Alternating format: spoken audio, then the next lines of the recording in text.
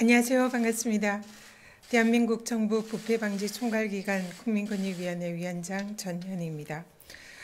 오늘 브리핑은 부패 신고 처리 과정에서 피신고자 사실 확인 제도를 부패방지권익위법이 개정됨에 따라서 새롭게 시행이 됩니다. 이에 따라서 이 피신고자 사실 확인 제도 운영의 세부 내용과 유의사항을 국민 여러분께 보고드리고자 합니다.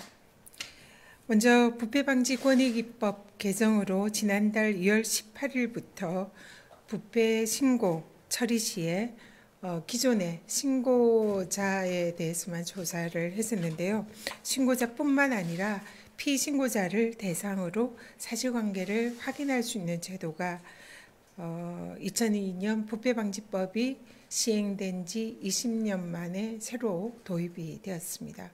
새로 제도가 시행되는 만큼 일선에서 그리고 또 우리 국민들께서 내용을 잘 숙지를 해서 좀 주의를 해주실 것을 바라는 마음에서 오늘 이 브리핑을 하게 되었습니다.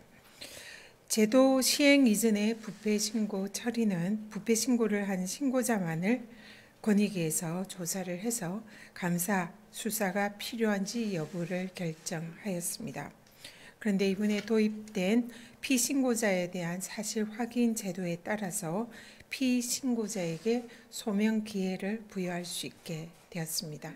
무슨 말이냐면 신고자가 권익위에 부패 신고를 하였을 때 기존에는 신고자의 진술과 신고자가 제출하는 증거자료만 조사하고 판단을 해서 권익위가 수사기관에 의뢰를 하거나 자체적으로 종결하는 그런 절차를 취했습니다. 그런데 이 과정에서 피신고자는 자신에게 신고가 진행이 되고 또 그 절차대로 수사기관에 의뢰가 되는지를 사실상 통보를 받지 못하고 알지 못하는 그런 불합리한 점이 있었습니다.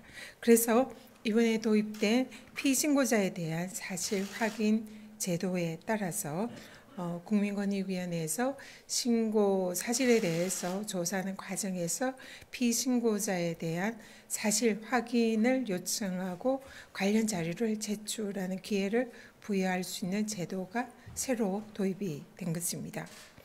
이에 따라서 신고 처리의 공정성과 객관성을 담보하고 신고자의 일방적인 신고로 인해서 혹여나 피신고자의 무고나 명예훼손 등의 우려를 해소할 수 있을 것으로 기대되고 있습니다. 네, 결론입니다. 토마스 모는 부패가 있는 곳에는 국가의 올바른 정치나 번영을 바랄 수 없다라는 취지로 말한 바가 있습니다.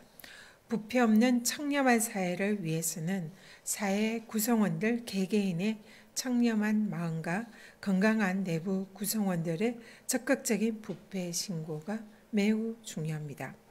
개정 부패방지권익위법 시행에 따라서 부패 신고 처리 시에 피신고자도 조사할 수 있는 제도가 새로 도입이 되었습니다.